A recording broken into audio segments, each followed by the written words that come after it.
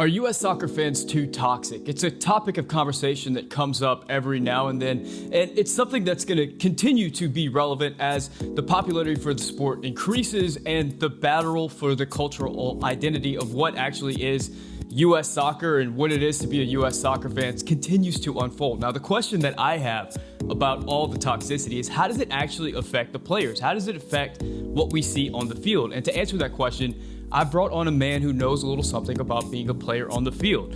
He is a former U.S. men's national team player. He has 27 caps for the U.S. men's national team. He is a veteran of the 2006 U.S. men's national team squad. He's a player that has captained the U.S. men's national team. He is Jimmy Conrad. Jimmy, thank you for coming on the show. Thanks for having me. I'm excited to dive into some of these topics and hopefully shed some light on the perspectives of a former player, but also someone that's transitioned into the media and also throws out some criticism of the current player pool. Yeah, so you're kind of stationed with your legs in two pools right now. I'm straddling the fence. You know what? It's super comfortable here. I got my lube. It's all working for me. Yeah, and you've got some really that too far. I apologize. You've got some really interesting connections to the current national team that we'll get into later. But the first thing I want to ask you is, whenever players are asked about criticism and the noise and all that they're hearing from social media and from fans and stuff, they'll often, be really guarded. They'll say that they don't read the news clippings, they don't listen to it, they just, focus. I don't believe them, Jimmy. Is that the players? Do they have that ability to channel all that out, or are they hearing what's kind of coming through? No, I think they're definitely hearing. I think it takes a special person to not be able to want to be drawn into the conversation that's being had either around the team that they play for or about their individual performance, especially because professional athletes have so much free time on their hands. So, okay, you go, you work hard. I mean, even if you put in like a full shift at the training ground, you get there at 8, okay, you're eating with the team, whatever you're doing, you're going to hit the weights. Okay, then you go training.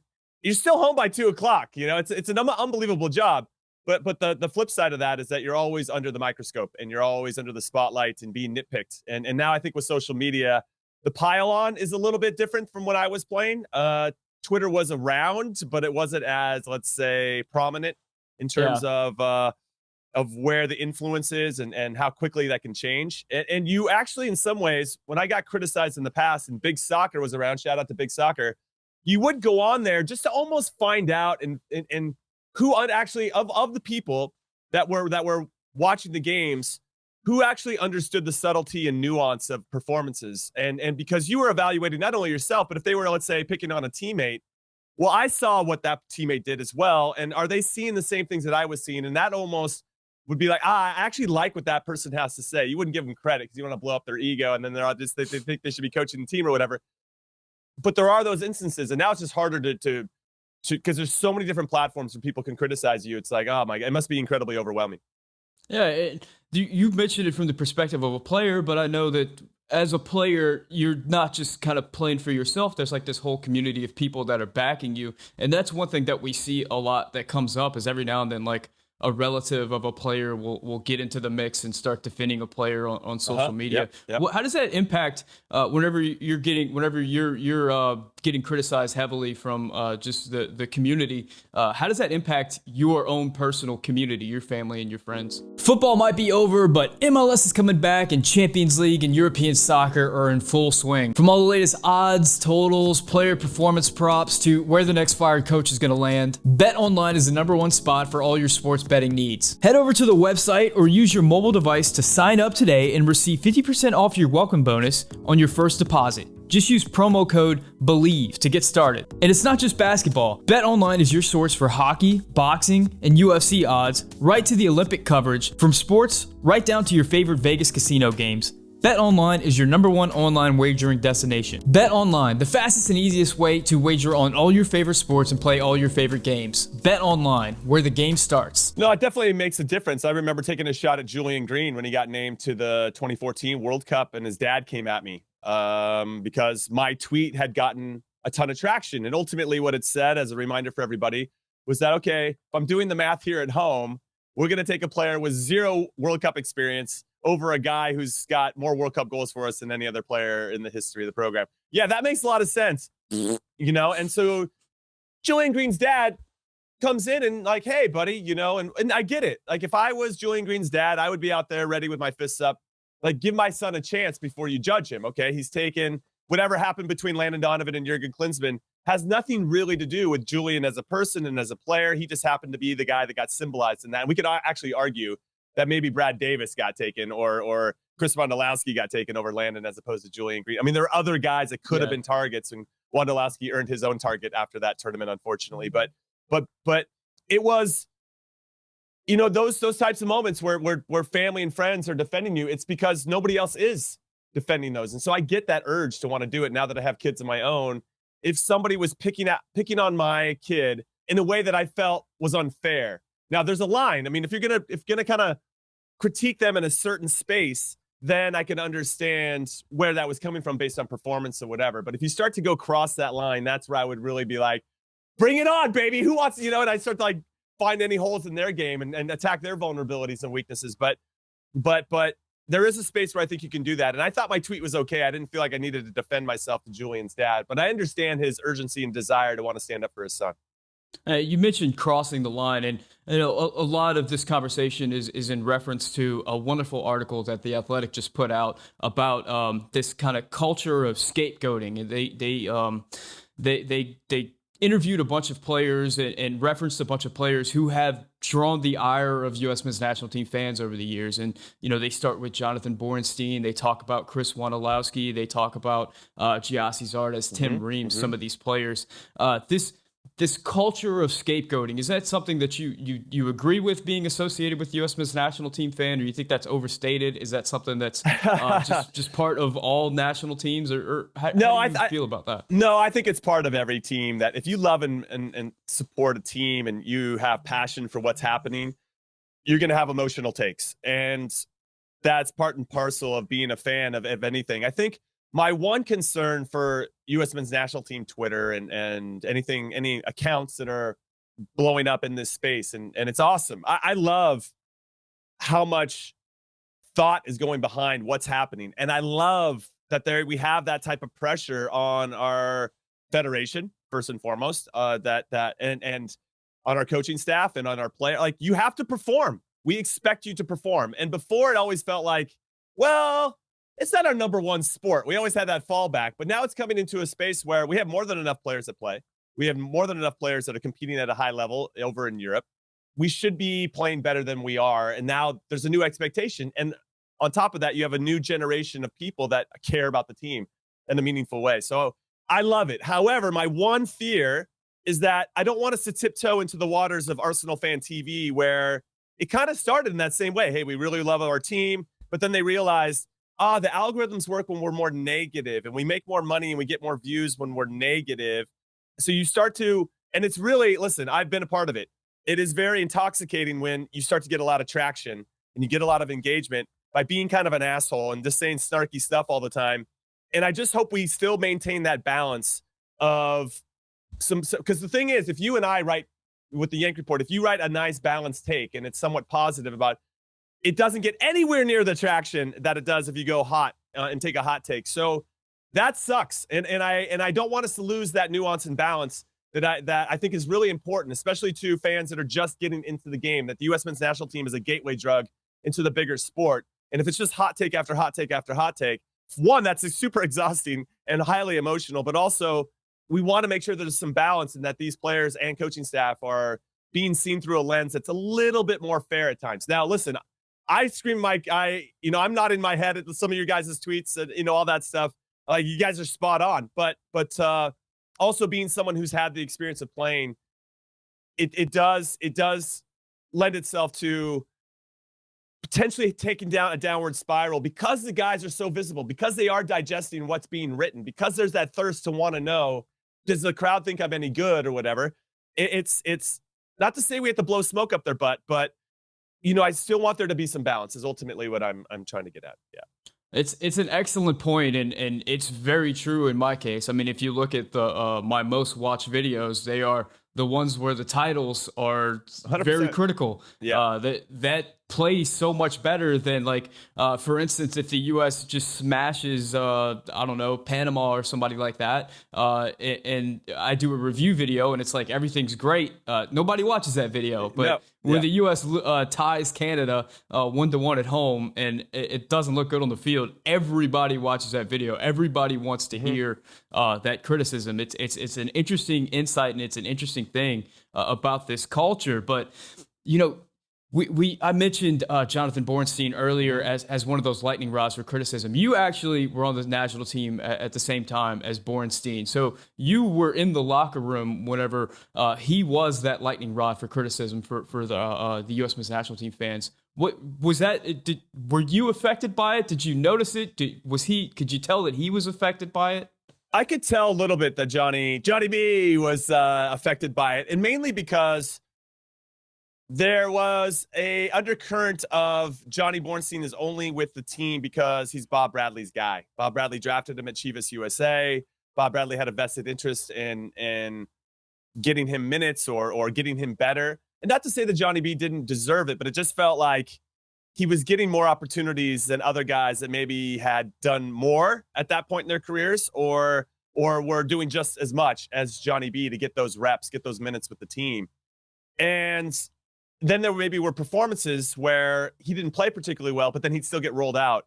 And I feel like he became a target not only for the fans, but also for some of the players who thought this doesn't feel fair, right? It should be, in some ways, you feel like the U.S. or any national team should be a little bit more democratic. How are you performing in your current form? I mean, we're already going through it with Jordan Pefok with the current team, and dude scored 19 goals and 3 assists in 31 games. How does he not even get a look, you know? And Daryl Dike has done some things like, what is even happening? And Jonathan Brooks was named one of the players of the week in the Bundesliga. Like, what? Why can't we call that guy in? You know, so every coach is going to have their ideas of who they should bring in and who fits into their system a little bit better and has some of that stuff that can't be measured through data and analytics all the time. Sometimes it's personal. Sometimes they just fit in better with the group. All these intangibles that I think are very important. And listen, I'm an intangibles guy. I was on the national team because of the intangibles I brought. I'm a good communicator. I put guys in good spots. I put fires out before they start. I think Walker Zimmerman, if I was going to liken myself to any player, I'd be kind of Walker Zimmerman-esque, where I just was going to give you a good 7 or an 8 or out of 10 every single game, but not by being flashy, but by just being really good at the simple things out there and putting guys in good spots to make plays. Now with Johnny B, it just felt like he probably felt that as well from the group. That not to say there was any nepotism, let's say, with regard from Bob to Johnny B, but there was an element of that. And now if he's feeling vulnerable inside the group, and then there's a little bit of criticism outside of the group on top of that, I could see where he was feeling a little bit insecure about his position within the team. Yeah, and you mentioned sort of your position in the team, and if we look at the current national team setup, a lot of the guys that get heavily criticized, Sebastian Lletget, Giassi Zardes, these are MLS-based players. There's a lot of criticism of giving opportunities to guys who are MLS players, favoring guys who were part of things like the Gold Cup. That was sort of your pathway into the national team. You were a Gold Cup guy, and you earned your way onto the national team there, ended up making a World Cup squad. Do you identify, whenever you hear the discourse in the U.S. men's national team soccer world, do you identify with these guys, with these MLS guys? Of course I do, of course. And I try to get ahead of that anytime I speak at length. It's a little bit harder on Twitter to always have to defend myself as a former MLS player. But I learned a lot in my experience with the World Cup in 2006. And when we came back from that tournament, the 2 highest rated players were both MLS-based players at that time, Clint Dempsey and myself. And all we had was MLS experience. Now, Clint made his moves, right after that or not too long after that. But at that time, I stayed and it didn't really work out for me in the same way. I'm a bit of a late bloomer, got my first cap at 28 and all that good stuff. But I would say what I learned in that was whether you played in Europe prior to that tournament, whether you played in Europe after that tournament, all that mattered was, were you ready when the whistle blew? It was such a transitional moment. I'm trying what to make. I can't even think of the word right now because I'm not very smart. But it was such a big moment in my life to understand, and I think this will really influence my coaching once I get into that on a more regular basis. But you have to be ready in that moment. And yes, Claudio Reyna played in 3 World Cups prior to that, and John O'Brien had played. But are they ready right now? Are they ready when the whistle blows when we need them against Ghana? You know what I mean? Like that. And it didn't matter if I played in MLS at that point. It didn't matter what I was going to do afterwards. Like, are you ready in this moment? And I think that was pivotal for me. So when I guess it's the casual dismissal of the MLS players that kind of drives me crazy. And the camp cupcake term is so, oh my God, it drives me insane because we see this and the fans see it as such a negative. There's very, very, very, very few national teams that have the luxury of bringing in some of your best domestic talent for a couple weeks and identifying who can help your player pool and who can't. And we just casually dismiss that as like, nah, what a waste of time. Are you kidding me? That is like the best purpose of time we could use. When else are we going to, because the hard part is, let's say we have a World Cup qualifying window. I would go in there to those and I was like, man, I'm going to prove myself. I'm going to beat out Eddie Pope and Aguchi Onyewu and Greg Berhalter and Corey Gibbs. Like, this is going to be my moment. And then we go in and Bruce's Arena is like, yeah, well, this is going to be a light training on Monday, light training on Tuesday, game on Wednesday, light training on Thursday. Like, there's no chance to prove yourself, to actually go up against these guys in a meaningful way. And that January camp in particular allowed you to do that, to actually win over the coaching staff over a duration of time. And I think we saw that with Brooks Lennon, actually, from what I understand, had a very good camp and got called back into this first qualifying window. Like, he's making and taking advantage of this opportunity. And what I learned from my Gold Cup experience, and so did some of the other guys, Matt Turner, Miles Robinson, really took advantage of it, is, can we count on you in a tournament format? Can you show up and be somebody we can that takes accountability, grows with each game? We can put you in any different role. We can play you against different types of opponents. Some teams have speed. Some teams like to keep the ball. Can you still adapt and be successful? And so all this dismissal of the B team and the camp cupcake, it's just like, what are you? This is crazy. This is such a valuable experience for our player pool and our coaching staff to get to know some of these players that actually can help us when it matters in a World Cup. And so I hope that changes, that narrative changes, but it's so far down the line of negativity and how bullshit this is. And MLS sucks that I just don't understand why we can't see it for what it is. It's a great opportunity to develop players. And FC Dallas is doing great. How many players have they sold over to Europe that we now count on in the national team? It's insane. So they all start, and they're going to start as MLS starts to evolve with the academy system with MLS Next and the MLS Next Pro League. It's all going to start to come from that in a more meaningful basis. I mean, the future is so incredibly bright.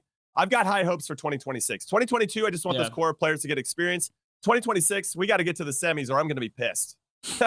I think the issue is just the lack of opportunities for the players who are in Europe compared to the MLS guys, because there is no Gold Cup for guys like Cameron Carter-Vickers, guys like Eric Palmer-Brown, guys like Julian Green, Luca De La Torre. I mean, maybe in some years there might be, but in this particular year, because of the overlap with the European season, they didn't get that opportunity. And all of a sudden, 6 months later, they're still kind of struggling to get into the team, where guys like Miles Robinson and Walker Zimmerman seize that opportunity. They showed us what they can do. And prior to the Gold Cup, I'll put my hand up and say, like, I thought with the amount of talent that we had in Europe right now that we weren't going to see those Gold Cup guys, because in years past, we'd always had guys that emerged from the Gold Cup and became big parts of qualifying in the World Cup. You were one of those guys. There's been a number over the years. I didn't think we were going to see that as much in the future because of the talent that we're producing that's going to Europe. But here we are a few months in, and Miles Robinson and Walker Zimmerman are both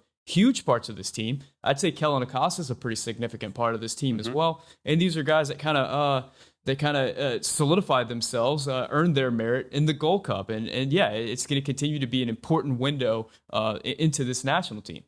I will jump in really quick and say, from the MLS perspective, I mean, think about these guys know they're not playing in Europe.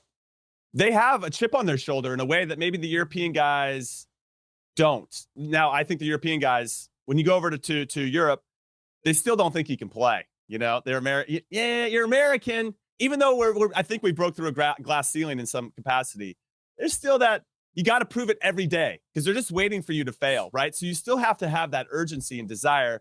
And with the MLS guys, they know that too. They come into camp and there's this like, well, you don't play in Europe, I mean, you are American, you've been pretty good, but so I like that hunger that provides, that little chip on their shoulder. They have to prove themselves. And when I look at Walker Zimmerman in particular, and another reason I liken myself to him is because he's come on, even though he's been a part of the pool for a while, he knows this is probably his only chance at a World Cup, because in 2026, we're probably going to move on to, we have some young center backs that I'm excited about. And then you have Chris Richards and Miles Robinson are only going to get better and blah, blah, blah, right? So Walker Zimmerman he'll be 29, I think, when this kicks off.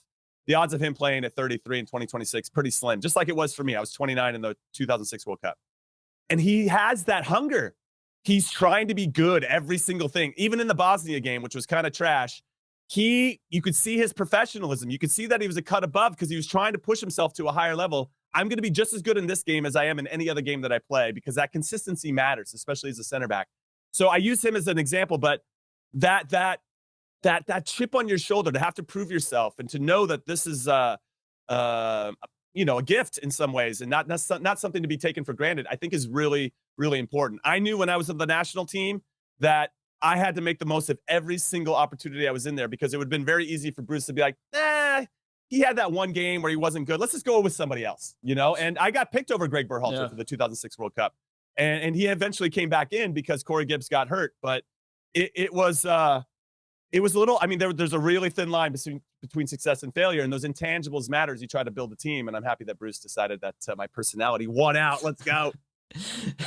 We'll come back to your personality versus Greg's in a minute, but you keep talking about opportunities and moments, and Tim Ream in the article with The Athletic gave this really interesting insight, and he talked about comparing the criticism and the toxicity that he gets with the national team versus what he gets in Europe with Fulham, and he said, it is present there with Fulham, but because they play so many games, that the narrative changes so quickly whenever you're with your club team versus with the national team. Like you said, you only get these fleeting moments, these fleeting opportunities. And if you're a starter that gets a lot of them, that's one thing. But if you're a guy who's kind of on the edge of the national team and you're getting one start per window, or maybe you're getting a few substitute minutes per window, you're going to be judged on that, and you might not get another opportunity for another 6 months. These opportunities don't come too quickly. So do you think, do you agree with Tim Ream that kind of contributes to kind of the narratives that we're seeing?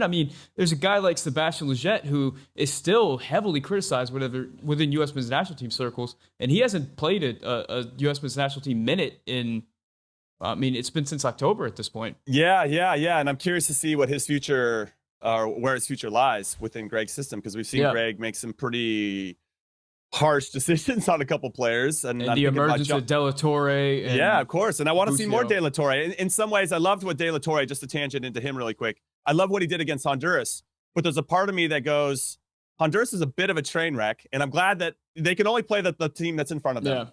But I would have loved to see how what kind of influence he would have against a Canada team that's organized, that had a little bit of that momentum. And I think one of the things that when I think about our team, and I think about teams in general, when we lose control of the game, let's say to a Canada, how quickly can we regain it?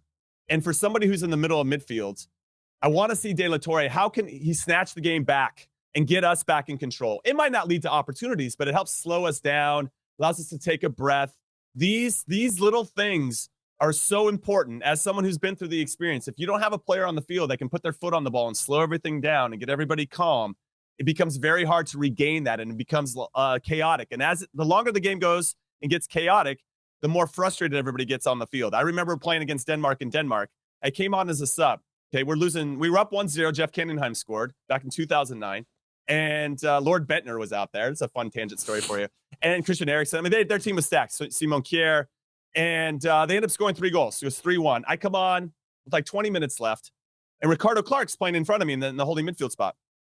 And when I get in there, he's like, dude, I'm chasing all these guys, and he's just frustrated at that point, right? 70 minutes of chasing guys around. And I said, hey, listen, we can't collapse the lines. So if your guy runs past you into my space, you just hold your space and I'll hold mine, and I'll mark 2v1. And that's just how it has to be, because if we lose the integrity of our shape, we're screwed, which is ultimately why we got beat in a lot of different ways, because we just didn't maintain that shape. And so those types of things happen in a game where you have to somehow regain control, even if you don't have the ball, but still can kind of keep it together. And I think De La Torre has that. I can see it when I see him play with Heracles and these moments, but against Honduras, it's just so hard to evaluate him at that top level without knowing it was against a structured team that wasn't as emotionally spent, I'd say, at that point as Honduras was. But conversation for another time. Now, With regard to your question, what was your question again? I always lose my train of thought. The question is, does the fact that there's so few opportunities for players we can't jump back into games, does that affect the amount of toxicity these players get? Sure. And I love what Tim Ream had to say. And with regard to Tim, I was also suffering with him under Bob Bradley. So I played in the Copa America in 2007. It didn't go well for us as a team collectively. There were a play or two where I could have done a little bit better, but I wasn't alone in that in terms of responsibility on certain goals that we gave up. And so everybody was frustrated because we come off a Gold Cup where we had that Benny Feilhaber winner against Mexico and everybody's on a high. We go straight down to the Copa America. We don't have our necessarily A team, but still we had enough talented players to make it happen. I didn't get called in for 18 months after that tournament. And that hurt. And for very similar reasons that Tim was saying is if you're kind of on the cusp or the coach hasn't really bought into you, or when you did get your opportunities, you didn't get out there and like own it, it's hard to get back in. And now when you add this layer of social media pressure, which I am going to say and raise my hand, I've gone after Tim Ream a few times. And it was less about Tim Ream as a player per se. I just knew what he brought to the table. Very, very similar to what people are clamoring for De La Torre. Like, we've seen Leggett. We know what he can do. Let's bring in somebody else that might provide a different dynamic and give him that opportunity, as you mentioned before, who didn't get the Gold Cup, right? Who didn't have that extended time with the national team, couldn't really build up a rhythm or flow within this particular group of players.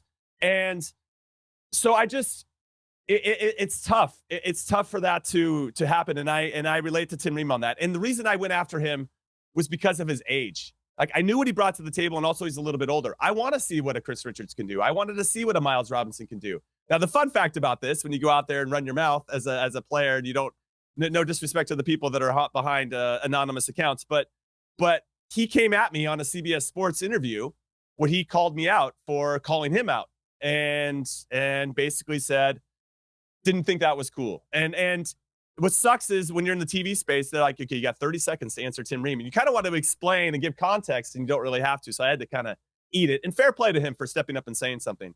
But I think it needs to have a part two. And hopefully I'll go on his podcast soon and we can hash it out. But yes, I think what's happening is you have your own set of things that always existed within sports, right? You have your own personal criticism. You have the criticism that you're feeling from your teammates and coaches. And then you add this incredibly overwhelming tidal wave of social media and all these different platforms and all these different critiques. You could go to YouTube and find some people going, oh yeah, Tim Ream's pretty good. Then you go to Twitter and like, Tim Ream is trash. And you go, and you can find what you're looking for on Twitter, and you can obviously jump into the conversation very easily and all that type of stuff too. So I've backed off on Tim Ream. I think he's a good guy. I think he's doing a lot of good things. And as I start to tap in a little bit more into what he's saying, it helps me reflect on some of the same things I was feeling when I was playing.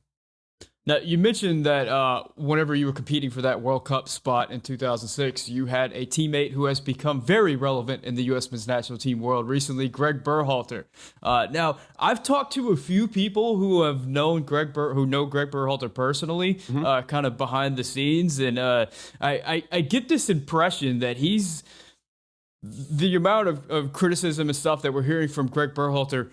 He seems like a dude who doesn't necessarily need to be liked. Would you say that's fair? Oh yeah, that's definitely fair. I had a chance to. We didn't play with each other in the World Cup, but we did play in a friendly in Germany at the Westfalenstadion where Borussia Dortmund play, and it was me, Corey Gibbs, and Greg Berhalter kind of playing in a back three with Steve Cherundolo, kind of wing back-esque in some ways, but obviously when Germany had the ball, we settled into a back four. And in that game, you couldn't really hear each other. It was super loud. And one of those, pinch me moments. You're like, I can't believe I'm here at the stadium playing against Germany. Unbelievable. But then we started to get our butts kicked. And at some point, you got to start communicating and getting shit done. And I never felt necessarily respected by Greg in my way of seeing the game. And I think that's mainly because we were competing for the same position. So I could understand why there's a grain of salt when I say that. But I remember thinking, this guy's going to be a pretty good coach because he knows how he wants to see the game. That's really important for a coach. You have an identity, an idea of how you want your team to move on both sides of the ball. And if you don't have that, it's going to be really hard, I think, to have success over the long term. And he's a good communicator. He liked to talk a lot, both on and off the field about what he saw and how we could play better. So he was already kind of imprinting himself on the team in terms of how to coach. And I just thought this guy will be a good coach because he ticks a lot of the boxes. Now, I guess the big issue now is, well, do you actually agree with how he sees the game? And I think what's most frustrating for a lot of the fans is that we have this generation of talent that feels like our golden generation, and it's still, we're underperforming. And I think there is some truth to that, but I also think it's just not that easy as we think it is to just like, let's just throw our 11 talented guys out there and make it all work against some teams that are very well organized and all that, you know, and all the like kind of nuances that they know they're not as good as we are talent wise, but they're a little bit more organized, and that's how they're going to try to beat us. So there's this commitment to that discipline of team shape that make it hard for them to break down. And if we don't have ideas or don't have and I remember Christian Pulisic said this after the Canada game when we drew 1-1, we didn't really have any ideas after plan A. And that made me concerned. So when I hear that type of stuff, then I start to, well, what is Greg telling the guys? You know, when we get into the attacking third, why aren't we being more decisive? Why are we trying to be perfect all the time? Sometimes it's okay to just and I think Team Away has done a better job of this recently, of just getting to the end line and crossing it and just having numbers in the box. There's nothing wrong with that. And if anything, we see that it leads to goals against El Salvador with Anthony Robinson, just being in good spots to make plays. That's okay too. We don't have to be goddamn Barcelona from 2009 all the time. And even though I like that that's where we would like to be, there's still some times where you just have to just take what other teams give you. And I don't know if we always do that, though. I feel like Greg has evolved quite a bit in this whole qualifying campaign and gotten away from, remember when we tried to possess against Mexico and New York? I was there at that game, and we lost 3-0 and got our asses kicked. I was like, why is Zach Steffen touching the ball more than our number 10 Christian Pulisic? That pisses me off. So I'm glad that we've gotten away from that and that narrative and the type of crap he would give us after in press conferences afterwards. But he does have a tendency to still like, what? Like after the Canada game, wow, that was the best we've ever played and not got points. I'm like, what are you even talking about, dude? But there's still a lot of progress that I'm seeing. And now it's just a matter of him obviously getting us to the finish line of qualifying and then building the best team based on form and personalities heading into the World Cup in December. There's so many different personality types that have been successful as coaches. And there are guys who were very media friendly. Like I remember Jurgen Klinsmann was, you know, he was doing an interview with ESPN like every other week. And there's so many great quotes from Jurgen Klinsmann era about American soccer and just the development and everything that under the sun included. The Greg Berhalter era, despite being, you know, the information era where we have social media and all these outlets and we have all these people talking about the game, he doesn't really do interviews. He doesn't really put himself out there. You get the post-game press conferences. You might get a piece by like Sports Illustrated or something like that once every few months. And then you get these podcasts that he does with Bobby Warshaw. And they're great, by the way. They're great listens. But what I notice is like it seems like he has his he cares a lot about the group and he cares a lot about what's going internally with the team. But he does not seem to care at all about anything else or anything outside of that. And whatever the fan base, you know, who cares?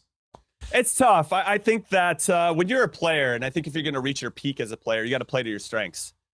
And I think Greg Berhalter, as a manager, has to do the same thing.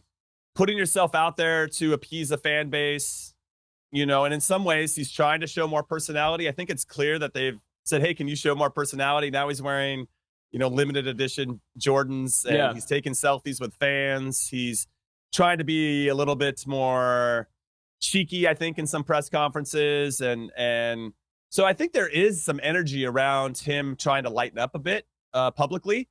But knowing what I know about him, he just loves talking about the game.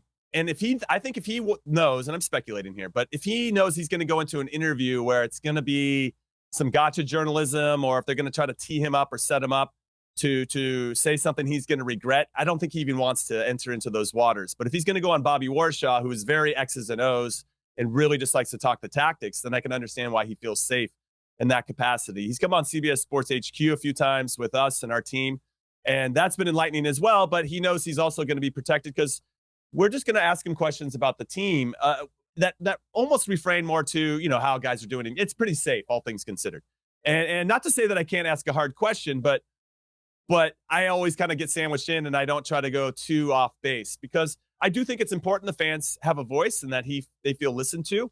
But I can understand why he maybe doesn't say, I'm going to do the Yank Report podcast. Not to say that you would stitch him up, but I think that what if you got a guest like Greg Berhalter, you have a lot of pressure to like, dude, ask him the hard questions. What? Sebastian Lletget? Like, he sucks, bro. Like, why is he, and what do you I mean, we can all guess what Greg's going to say. Well, I value Sebastian Lletget. I think he provides something to the group that maybe others can't see. And he's somebody I can trust. He knows my system quite well.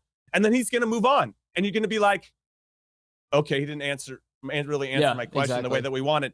So he's never going to give you what you want. You're asking the impossible from not just him, but any manager. If you try to stitch up Tata Martino down in Mexico, when they ask about Chicharito, he just says, yeah, he's a good player, but I like the group that I have. And then they're like, okay, what are you going to say? There's nothing you can say. So it's tough. I think that they're asking for something that's just not possible. Yeah, and to be fair to Bobby Warshaw on his podcast, he does ask all those questions that everybody wants asked. I mean, he asked about the U.S.'s ability to break down a low block. He asked about Greg's comments after the Canada game where he said it was a dominant performance. All these things. I haven't listened to that version. I got to listen to that new one, yeah. All these things that the fans have been talking about, Bobby does ask, and you kind of got to live with the answers that he gives. And to Greg's credit, he does tend to give long, detailed answers, though they're not always as satisfying to the fans as we might want. But you bring up an interesting point whenever you talk about Greg coming on to CBS and kind of being in a situation where it's not like you can go after him or anything like that. There are a lot of fans out there who validate their criticism and their toxicity at times with this idea that it is ultimately making the team better, that it is adding pressure, and that if you call out these players, it's going to put more pressure on U.S. soccer and lead to a better national team. They point to nations like Brazil, nations like England, even nations like Mexico, who have these intense, passionate fan bases that are certainly on the far end of the spectrum whenever it comes to let's say, toxicity towards the national team. You've been a player. You're now a coach. And you're certainly a member of the media. Do you think that that toxicity, that aggressiveness towards having an aggressive media, having an aggressive fan base, contributes positively to players' careers and to ultimately to the performance of a national team? Oh, that's a good question. I ultimately will say yes. I do think it helps. I think that there is this, this value of you need to perform. And the sink or swim mentality, which you have to have, right? I mean, that's what we've been asking for in some ways from our domestic league. We don't have enough sink or swim games where we need to figure out who can handle the pressure and who can't. And it just feels a little bit safe. And now, okay, if it's not going to exist in our system because there's no promotion relegation or whatever, then we're going to create it with our aggressive fan base. We're going to hold these people accountable. I got no problem with that. I have had conversations with people in the past where do you think England's fan base has actually hurt the English national team because it's so ridiculously over the top and because it feels so soap opera-esque in a lot of different ways where they're following the players' every move in the daily papers and Wayne Rooney's out there sleeping with grandmas and all that stuff, which, all right, that's a conversation for another time. But the fact that that's like front page news, it's not something that our players are involved with currently, and maybe we'll get there at some point, especially as we host the 2026 World Cup. But I do think that you having to answer for your performances is important, that you have to take on ownership and accountability, because in some ways there's been a lot of pointing the finger of, it wasn't me, it was this, it was that, it was cold, it was snowy, it was, whatever. And I think that because of the pressure and because of the aggressive nature of some people that want answers immediately, it does force Greg to do podcasts. It does force him to go out there and explain himself a little bit. Maybe he's going on to safe, quote unquote, platforms, going with Bobby Warshaw or going on CBS or whatever it may be. But we're seeing his face. He's got to answer some questions. And even if he's playing it safe with his answers, at least he knows and is feeling a little bit of, hey, we need some answers for how we're performing. We need to know why we can't create opportunities in the attacking third, even though we have some of the best attacking talent we've ever had. Like, why is that possible? Why can't we develop a number 9, which probably is a little bit bigger than just him as coach? But why don't we have a number 9 through the system or multiple number 9s that we can count on to actually be a threat game in and game out? And why did we play Jossie Zardes against Canada? Like, why would we start him in that particular instance? And I know he answered it, and it was, I don't know if it was ultimately satisfying, but I could build a narrative around what he was saying, and he could too, obviously. Otherwise, he wouldn't have started him. But if that's the case, then we're all thinking, why not DK, or why not Jordan Pfolk, who well, DK's hurt at the moment, but Pfolk is in good form and could provide something similar to Zardes, but he actually has been hitting the back of the net and is in season. So there's all these things that you want to ask him and have these follow-ups. And I'm glad Bobby Warshaw got the opportunity to do that. I'm looking forward to listening to that podcast. I want to kind of shift gears here now. I mean, I got the opportunity to talk to a former national team player, so there's always a lot of fun questions to ask. The first one is one that I asked Alexi Lawless whenever I had him on, and it's a report came out saying that soccer has now passed hockey as the fourth most popular sport in America. As someone such as yourself who has dedicated your life to this sport, a guy that I'm sure whenever you were growing up playing soccer and dreamed of being a professional soccer player, there was a lot of instances where people were like, why are you doing this? You know, soccer is not an American sport. Nobody cares about this sport. How do you feel seeing the growth of the sport in this country? Is there some validation there? Is there? How does it feel to be a part of building towards that? How does it feel to see the growth of the sport in this country? It's unbelievable. I think, just to give everybody a personal example, when I played for the San Jose Clash before they were the Earthquakes back in '99, my rookie year, we had to go to San Jose State, and they built this makeshift locker room for us, which, I don't know, it wasn't great, but they wouldn't even let us train on their fields at the college. We had to drive, no joke, over 30 minutes down to Morgan Hill, where a youth academy system was set up, which it was crazy.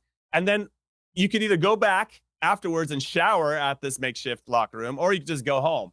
And most people are like, I'm just going to go home. So you have to take off all your stuff, put it in the trunk. Sometimes the equipment manager will be like, hey, man, you got to wash that yourself if you don't want to go all the way back to the thing. So you're washing your own clothes. I made $24,000, not a week, but a year. I made $800.14 every 2 weeks as a professional athlete in Major League Soccer my rookie year, which is insane because it's like David Beckham makes that like millisecond, you know? So it has come so far. And the fact that we're building not only amazing stadiums, but also these amazing training facilities. And actually, I had a conversation with somebody at MLS who was kind of working on the MLS Next stuff. And I said, what took you guys so long? Like, why would you? It's a $1 billion industry, youth soccer in this country. Why were you not dipping your toes into this? You just think that other people were going to help build the players for you, and I just thought that took them a while to get into and to build a model, to have an infrastructure that could help really promote that. And it took until Don Garber said, 4 years ago at the State of the Union at the end of the season, we're a selling league now. I remember when he said that, I was like, whoa, that is a watershed moment where now the perception's changing. And not only that, from us looking outwards to South America and Europe, but also from Europe and South America looking inwards at us going, now their players are going to be available. Now we can actually start to scout here in a meaningful way because the people that run MLS aren't going to be so obtuse with transfer fees, and everything's going to be a little bit more balanced. And that's what we're starting to see. And now we feel like we're part of the global conversation. So there's that element of it. Obviously, the infrastructure has gotten a lot more sophisticated and mature and is being treated more professionally. The players are being treated more professionally. So all of that's incredible, and it's incredible to see. Now, I grew up in Southern California where, well, I grew up when MLS didn't exist, so there was no professional soccer league. I grew up when I was kind of really of age. It was after NASL had folded and MLS began. So there's really nothing to aspire to. I just went to UCLA soccer games. That was my fix. And I'd see Ziggy Schmidt as the coach and Brad Friedel in goal and Kobe Jones and Joe Max Moore. Like, those guys were my heroes. I wanted to always play at UCLA, and I did end up doing that. And I won the national championship, by the way, flex of the day. And so that was very cool for me. But then once I was a senior, MLS had been about a year or two in, and that became a little bit more of a reality. So I never felt like anybody was squashing my dreams in Southern Cal. A ton of players were playing.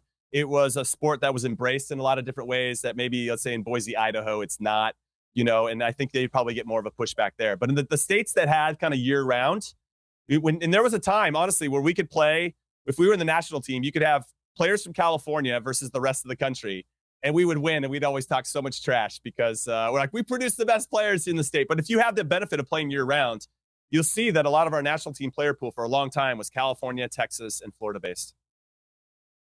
Yeah, absolutely. And you've become a direct part of the development of soccer in this country because you're now a head coach of the San Francisco Glens, and I believe it's a That's USL right. two side, right? Yeah. So, what has that experience been like? What are your ambitions as far as coaching? Are you happy to work with the soccer at that level? Are you looking to move up in the Um, coaching ranks? What does the Putting me on future the hold for spot. you I as far love as it. So coaching? I feel like, just to start on the media side first, after I retired, I went straight into media and I haven't looked back. And it continued to grow and kind of develop and mature in different platforms. I remember Kick Kick TV, TV. I shout out, remember, baby. We love Kick yeah, TV. We absolutely. were didn't know what we were doing, and I think that was the best part. We were trying to make it up as we go, and I think we were really ahead of it. I mean, if they didn't shut down Kick TV, imagine how big we would be now. It would be insane. Yeah, yeah, it really And would. that makes me sad that they didn't have the foresight to, even though we were telling them stay with it, they didn't have the foresight to see it out. And so, conversation for another time. But it's been amazing, amazing experience. And for me to give up everything I've built up over the last 10 or 11 years in this space, right before the 2026 World Cup, feels a little bit like just see it through that. And then maybe we can jump into coaching in a more meaningful way. I'm working on getting my A license right now. I have my B at US Soccer, and that's fun. I love kind of being in the room and talking coaching with a whole bunch of other like-minded and hungry individuals to make the game better in this country, to continue to learn and get better at their craft. So that's very cool. Now with the Glens, USL League Two season is like 2.5 months long, so it fits in pretty well with my media schedule, and it allows me to get in there. Now, one of the reasons I wanted to do it, not only to kind of support locally, which I think is important. I live just north of San Francisco, is to also see the game from this level. So when I played with the MLS, I could see it, right? And then at national team, I can see everything from the top down. But what does it look like? What's the struggle look like from a USL League Two team? There's 110 teams in USL League Two, and what kind of infrastructure do they have? I just almost wanted to learn about the little things like the scouting and the budgets and how viable it really actually was to give these kids that are in college or just out of college, and then some of them are still in high school. We have some very talented young players, and giving them that opportunity to cut their teeth in as professional of an environment as possible. And then from there, if I identify a player, can I move them up the ladder? And what I learned was I had a player that was very good for us, very good in transition, like a number 8, box to box. And when he had the game, as I mentioned before, the game slowed down. And we could actually, and why I say this too, and I love these types of players, when the game slows down, it actually allows your team to create numerical advantages. If you're playing 1,000 miles an hour all the time, the game never slows down enough for you to actually bring in the outside back to join the other player to create a triangle out wide, or to have a supporting player in midfield to maybe make that late run that number 9 checks in and you can play that guy that's running up over the top. Like, you have to slow the game down for these things to develop. But if you're playing 100 miles an hour all the time, well, this player had that.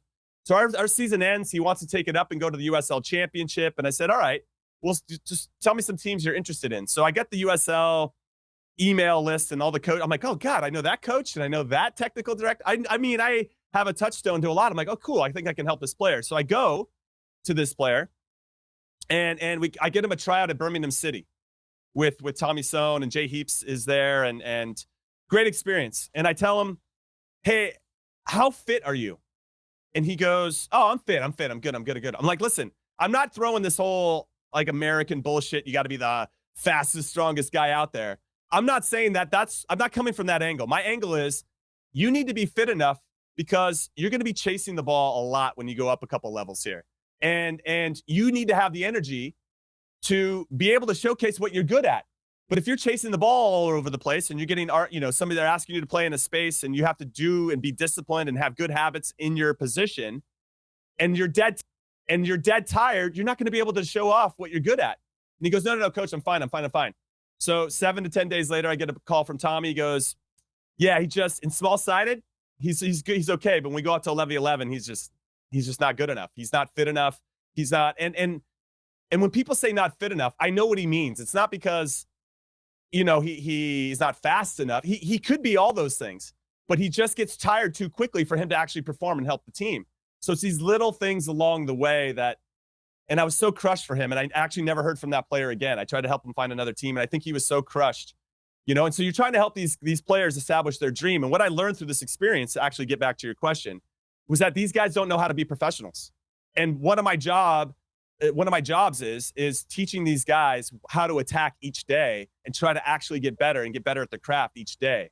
And so that was tough for me, because honestly, one of my talents was commitment.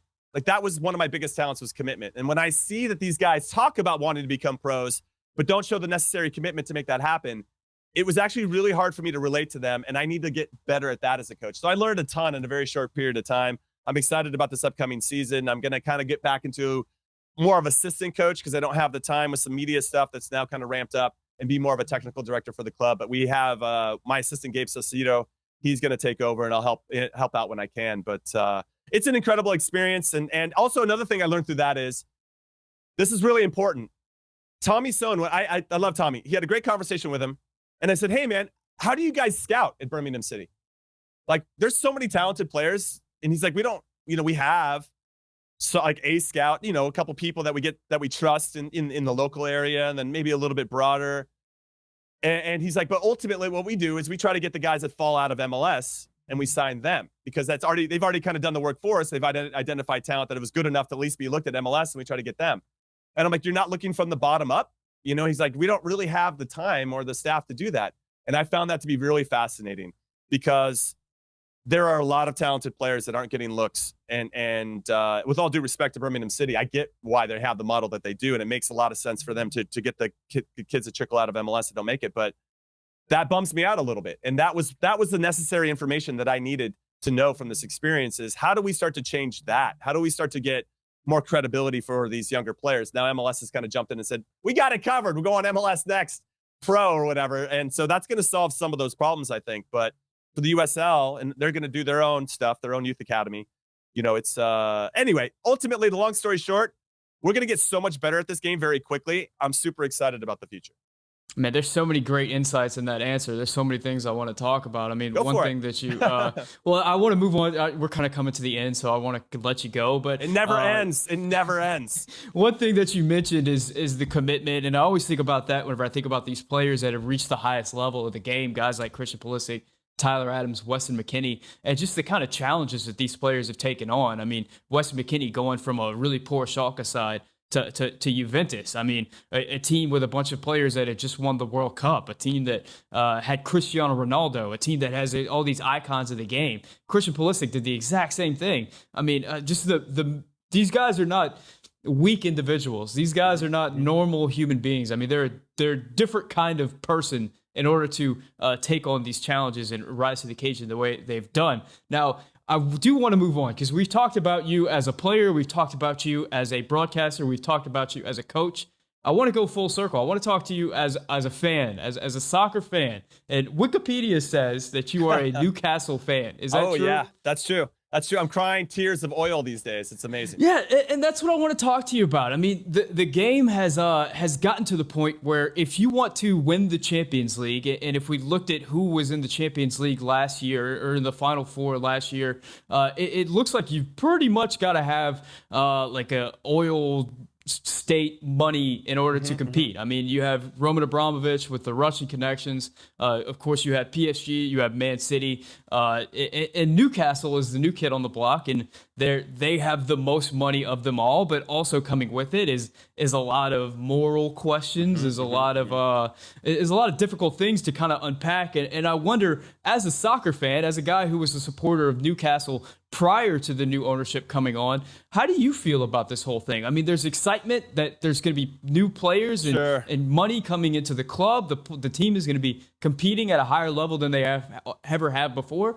But do you give something up in order to get that? And 100%. How do you feel about soccer being kind of up for sale for the sports washing, as they call it?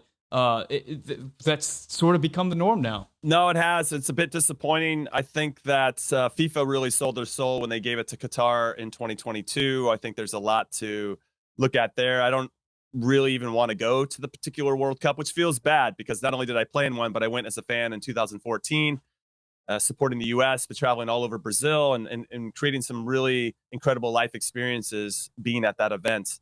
I didn't go to the one in Russia either, even though I know, let's be honest, I think every country has their own human rights violations. I've read some incredible books recently about the imperialism of the U.S., and we might be the worst.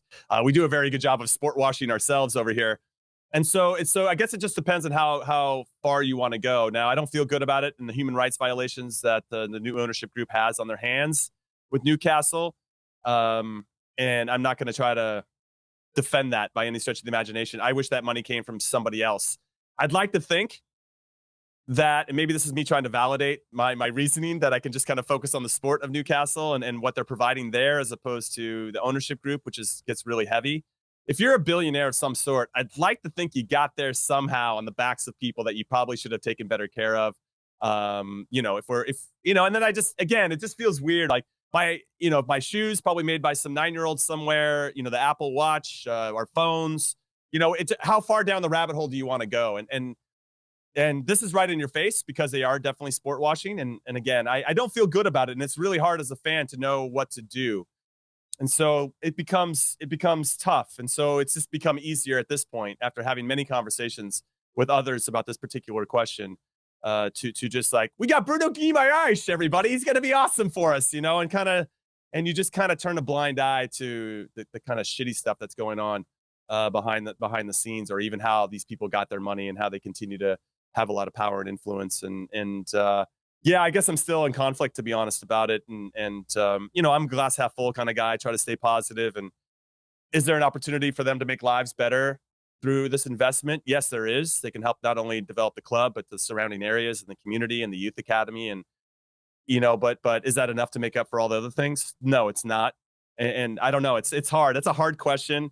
And it's not one I feel very comfortable with. And as you can see, I'm tap dancing, baby. I am tap dancing all over this one. Well, you're not the only one, man. I mean, myself watching, I watched the Champions League yesterday, and I watched Chelsea a lot because Pulisic's there. And it's always in the back of your mind. I try to get lost in that, but every now and then they show like an image of Roman Abramovich, and like I understand where his money came from, and I understand where it continues to come from. I understand the politics in that particular country, and it is kind of a queasy feeling. And, for the U.S., I always hear about American sports are all about money. It's so corporate and all that. But I do appreciate that, at least in American sports, there are mechanisms to get owners out that have gone against the policies of the league. I mean, we saw it. The Clippers were sold recently because of some issues with the ownership. The Carolina Panthers were sold recently because of some issues with the ownership.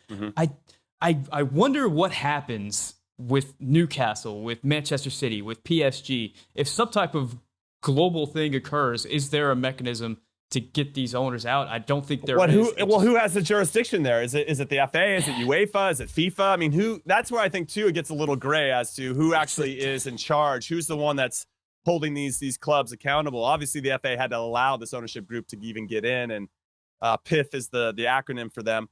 I mean, they had to do something. They had to grease some wheels to get in. I think that, from what I understand, the Premier League was very reluctant to have another Manchester City kind of come in and have so much money that it felt a little unfair to everybody else. And I wonder how those players feel, playing for a state-owned / oil-owns company. You're like, well, I'm making $400K. Yeah, you know what? It's fine. It's fine. Making $400K a week.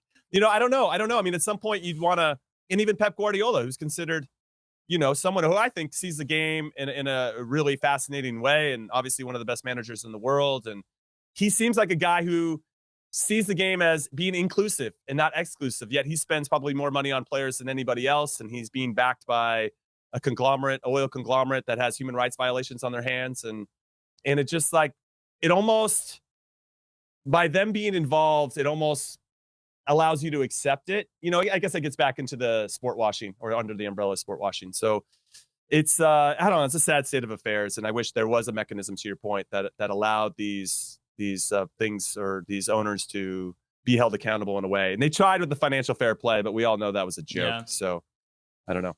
Yeah, sort of ending on a kind of a low note, but I think it's such an interesting discussion. No, it is, of course. It's something that I think about. Are you going to go to the World Cup? Are you going to the World Cup? I don't have any plans to go to the World Cup right now, but if there's any sponsors out there listening, or moral? Financial or moral? I own a business, so it's tough for me to get out, get away for a long period of time. But yeah, I would have some conflicts about that. I mean, it is Yeah, it's something that's going to be in the back of my mind whenever I'm watching the World Cup. But Jimmy, I got to let you go, man. You've been very generous with your time. So before Great I let you conversation. go, I appreciate you having me. And yeah, anytime I'm willing to come on for sure. absolutely, man. Thank you so much. I want to give you the opportunity to let everybody know where they can find your content, where they can see more of you. Well, if they've made it this far, they could follow me on Twitter, Instagram at Jimmy Conrad. I've actually slowed down on social media a little bit. I think I go through bouts of burnout. I'm sure like everybody else, where you feel like you're just kind of forcing a hot take just to force it. Absolutely. That said, I would always appreciate the support. And then I signed a contract with Twitch. So Twitch is more of a video game type platform, but they want to get into sports. And I have a 1-year partner deal with them. So I'm just streaming sports. So any big games that are happening, and you want to watch the game with a cool community, come find me on Twitch, twitch.tv/Jimmy Conrad. It's a lot of fun, and I'm a bit of like a capo. You know, I've got my drums, I got my bullhorn, and we have a lot of fun and get after it as we watch the biggest games. I also have a daily show that I do the biggest news of the day. 1 or 2 hours every day. Just get on there and have some fun. And then you can find me on CBS Sports HQ doing Champions League, Europa League, NWSL, Serie A coverage. And we have some big plans to potentially do something U.S. men's national team related in the future. So I'm excited about that. So yeah, I'm kind of all over the place, but I appreciate your support if anybody wants to give it. Absolutely, man, and I do appreciate you as a pioneer on in a lot of ways on YouTube, on Twitch, and you're supposed to flatter me before this whole thing starts, not after. I like to do it at the end. Okay. Yeah. So, Jimmy, thank you for everything you do, your enthusiasm and your humor and your insights that you bring to the game. Guys, thank you so much for watching. If you're still, like Jimmy said, if you're still watching at this point and you haven't subscribed, if you haven't clicked the like button, yeah, make sure you do that, guys. Jimmy, thank you so much for coming on. I wanted to mention just right before we head out, you were named the 9th best center back of all time in MLS. Just yeah. Well, you know what? What's interesting is that the top 8 made the top 25 of all time, and somehow I got squeezed out. Unacceptable. Hey, man. Unacceptable. I'm glad you were on the list. Anyway. I will say that too. Also, I want to throw out there that I got captain. I just looked this up, or somebody looked it up for me, but I've been captain 5 times for the U.S. men's national team. Only 30 players have ever done that. So I'll take that because I think that's pretty goddamn cool, especially because I only had 27 caps. So like my captain to cap ratio is pretty sick. Thanks for having me, everybody. The captain conversation is something I'm super interested in, and I'd love to talk to you about that in the future. But we have run out of time. Guys, thank you so much. For Jimmy Conrad, my name is Sam, and this is the Yank Report brought to you by Bet Online.